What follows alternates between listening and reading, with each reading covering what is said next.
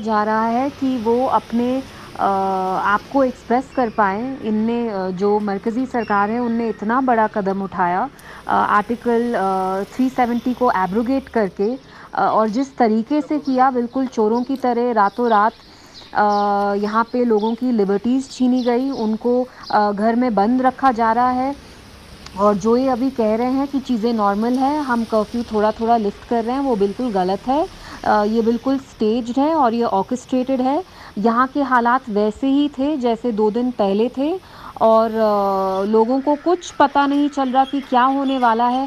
हमें लग ही नहीं रहा कि हम किसी जमहूरियत में रह रहे हैं। हमें ऐसा लग रहा है कि हम जैसे किसी ओपन एयर प्रिज़न में रह रहे हैं और जैसे ये कश्मीर नहीं, ये गाज़ा स्ट्रिप हो। तो अभी यहाँ करंट सिचुएशन है वो बहुत ख़राब है।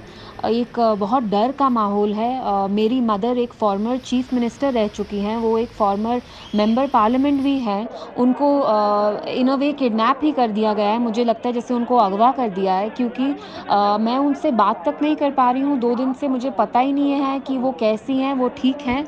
और जो बाकी आम लोग हैं फिर आप उनका सोच सकते हैं खुद कि उनकी कितनी बुरी हालत है। उनको बिल्कुल भी मौका नहीं दिया जा रहा है कि वो आपस में बात करें। इतना बड़ा क्रैकडाउन यहाँ पिछले 30 सालों में लोगों ने नहीं देखा है। यहाँ सेल फ़ोन्स छोड़िए, मोबाइल, हम लोग इंटरनेट तो उधर से सब आए हैं भाई, इनने एक भी स्नैप कर पैसे नहीं दिए है, गए बिल्कुल हैं। खाली जा रहा यहाँ हूँ। तक कि पता नहीं इधर से लैंडलाइन्स भी कितने नहीं चल रही टिकट हैं मांग और रहे हैं, टिकट का जैसे पैसे यहाँ भी का नहीं है और ललदेव आगे जाएंगे मैटरनिटी कैसे, ये हॉस्पिटल समझ है, में हम वहाँ लोग को पे नहीं आ रहा है। ओवरफ्लो है प्रेग्नेंट औरतों का। इट्स फुल क्योंकि इतनी औरतों को जो प्रेग्नेंट है उनको उनकी फैमिली ने वहाँ जल्दी एडमिट कर दिया है क्योंकि उनको इतना डर है कि जब अगर उनकी डिलीवरी हो और कोई इमरजेंसी हो तो यहाँ हॉस्पिटल पहुँचने में ही इंसान को इतना टाइम लगेगा कि खुदा ना खास्ता कुछ गलत हो भी सकता है। तो लोगों को अभी यहाँ बहुत बिल्कुल जानवरों की तरह रखा हुआ है एंड ये बिल्कुल ये चाहते नहीं हैं कि बाहर की मीडिया को ये पता चले। यहाँ की मेन स्ट्रीम पॉलिटिकल पार्टीज़ हैं जैसे कि पीडीपी, एनसी, उनका तो अभी उनको पूरा डिस्क्रेडिट किया जा रहा है। सेंट्रल गवर्नमेंट पूरी कोशिश कर रही है कि जो भारत के लोग हैं उनको लगे कि जो भी कश्मीरी में बर्बादी हुई है वो सब इन मेन स्ट्रीम पॉलिटिकल पार्टीज़ ने की है। अब आप खुद सोचिए उनने कितना बड़ा रिस्क लिया है पीडीपी ने इन सालों में कि भारत में बिलीव रख के जमहूरियत पे भरोसा रख के उनने कितना बड़ा रिस्क यहाँ लिया पे है बहुत और हालात आज खराब है। यहाँ पे कर्फ्यू उनको लगा हुआ इस है। तरह से हम लोग का डिस्क्रेडिट कुछ किया हम लोग जा काम रहा है धंधा कि चौपट है, ऐसे काम कुछ समझ नहीं में ही चल नहीं आ रहा रहा है। है कि जिन लोगों ने कोशिश की कि कश्मीर के लोगों और इंडिया के लोगों में जो फासला था उनको दूर करें, आप आज उन्हीं लोगों को हाउस अरेस्ट छोड़िए, उनको आपने जेल कर दिया, उनको किडनैप करके रख के अपनी फैमिली से दूर रख के आप क्या दिखाना चाहते हैं? जिन लोगों ने इंडिया के लिए बात की, जिनने इंडिया के लिए स्टैंड अप किया, यहाँ से लोगों के लिए इंडिया की पूरी कोशिश की, जो लोगों को यहाँ पे गिले शिकवे थे उनको दूर करने की कोशिश की, आपने आज उन्हीं लोगों को ठोकर दी है। तो इसका क्या इस मैडनेस में कोई मेथड नहीं है। हिंदुस्तान का सबसे पहला पार्टीशन अलोंग रिलीजियस लाइंस 1947 में हुआ जब हिंदुस्तान के 2 हिस्से हुए, पाकिस्तान और ऑब्वियसली हिंदुस्तान।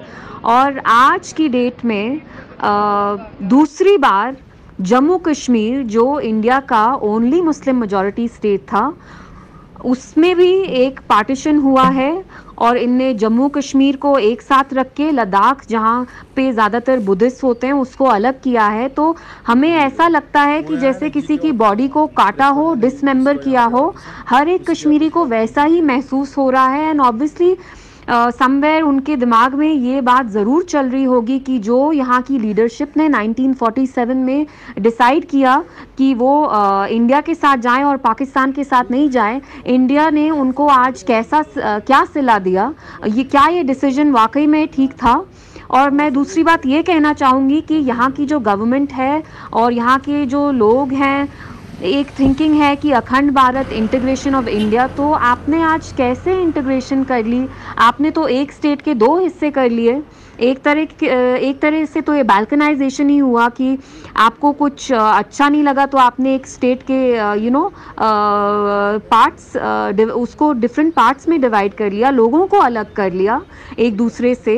तो ये कहाँ की अखंडता हुई, ये कहाँ की इंटेग्रिटी हुई कि आपने एक स्टेट जिसमें हिंदू भी थे, मुसलमान भी हैं, क्रिश्चियंस भी हैं, बुद्धिस्ट भी हैं, उसको अलग अलग करके, ये इंडिया की कॉन्स्टिट्यूशनल हिस्ट्री में एक बहुत बड़ा कलंक है कि पहला पार्टीशन इंडिया में 1947 में हुआ और दूसरा पार्टीशन इंडिया के Muslim majority state Jammu Kashmir में 6 अगस्त 2019 को हुआ है। तो ये हमारी हिस्ट्री में, हिस्ट्री के पन्नों में एक बहुत बड़ा कलंक है। कश्मीर के लोगों के साथ, जम्मू कश्मीर के लोगों के साथ जो भी हुआ है वो ज़्यादती हुई है, बिल्कुल गलत हुआ है। एंड एक बार जब ये कर्फ्यू लिफ्ट हो जाए, यहाँ की जो सारी पार्टीज़ हैं, जो सारे यहाँ के शेयर होल्डर्स हैं, उनको एक साथ आना पड़ेगा और एक फोरम बना के देखना चाहिए कि जो यहाँ की मरकज़ी सरकार ने, सेंट्रल गवर्नमेंट ने किया है वो अनकॉन्स्टिट्यूशनल है, इलीगल है। एंड उनको देखना चाहिए कि हम इसे कोर्ट में कैसे चैलेंज करेंगे। और क्योंकि यहाँ की जो डेमोक्रेटिक इंस्टीट्यूशंस हैं, जैसे जुडिशरी है और बाकी इंस्टीट्यूशंस हैं, उनका अभी सिस्टमैटिक ब्रेकडाउन हो रहा है। इसलिए अगर हमें अपनी कोर्ट से कोई जवाब नहीं मिले तो हमें इंटरनेशनल कोर्ट्स को अप्रोच करना चाहिए, क्योंकि जो भी डिसीजन लिया गया है वो बिल्कुल अनकॉन्स्टिट्यूशनल है, इलीगल है और अनडेमोक्रेटिक है। पिछले 2 दिनों में जम्मू कश्मीर में जो कम्युनिकेशन ब्लैकआउट हुआ है उसकी वजह से बहुत कम लोग हैं वादी में जो अपनी आवाज़ बाहर रख पा रहे हैं और इंटरनेशनल कम्युनिटी को बता पा रहे हैं कि यहाँ एग्जैक्टली क्या हो रहा है, कैसे लोगों से उनका स्पेशल स्टेटस छीना गया और उसके बाद उनके जो राइट्स थे वो भी ले लिए। तो आपने उनकी सेंस ऑफ डिग्निटी, राइट्स, सब कुछ ले लिया है। इसलिए मुझे बस इसी चीज़ का डर है कि ये अब मेरी फैमिली के साथ बहुत विंडिक्टिव हो रहे हैं। आज इनने जो हमारा स्टाफ था उन सबको सस्पेंड कर दिया, बाहर से किसी भी इंसान को अंदर नहीं आने दे रहे, तो हम भी अंडर मास हाउस अरेस्ट ही हैं। तो अपना तो डर मुझे नहीं है, क्योंकि जो भी मैं लोगों को बोलना चाहती थी वो मैंने बोल दिया है, इट्स ऑन रिकॉर्ड नाउ। तो अगर मुझे जेल में डालें या कल को मार भी सकते हैं तो कर लें, क्योंकि जो मुझे बोलना था, मुझे इस चीज़ की खुशी है, सेटिस्फैक्शन है कि मैं अपने लोगों के लिए, अपनी कौम के लिए मैंने बात कर पाई और मैंने बताया है कि उनके साथ कैसा कितनी बदसलूकी की गई है। लेकिन अपनी फैमिली के लिए मुझे डर लग रहा है, मुझे लग रहा है कि हम सेफ़ नहीं है। मेरी ग्रैंड मॉम बहुत बुज़ुर्ग हैं और उनको अब बहुत एंग्जाइटी हो रही है और उसकी वजह से मैं थोड़ी डरी हुई हूँ। जो अभी मेरी आवाज़ सुन पा रहे हैं, जो लोग हैं, इंटरनेशनल कम्युनिटी है, इंटरनेशनल मीडिया है, मैं उनसे ये कहना चाहूँगी कि कश्मीरियों से उनके हक छीने गए हैं। एक ही बार में जो हमारा था और राइटफुली और लीगली हमको दिया गया था, जो आर्टिकल 370 एक कॉन्स्टिट्यूशनल गारंटी थी, उसको हमसे छीना गया है। आप प्लीज़ हमें हमारे इस मसले में हमको सपोर्ट करिए, क्योंकि ऐसा तो नहीं है कि आर्टिकल 370 के जो भी प्रोविजंस थे वो हमें दिवाली पे दिए गए थे और अब इनने ले लिए हैं। It's our legal right. तो प्लीज़ कश्मीरियों के लिए स्टैंड अप करिए, क्योंकि अभी उनकी आवाज़ बिल्कुल मज़ल की जा रही है और हमें सपोर्ट चाहिए लोगों का कि वो पूरी दुनिया को बताएं कि यहाँ पे कश्मीरियों के साथ कितना गलत हुआ है।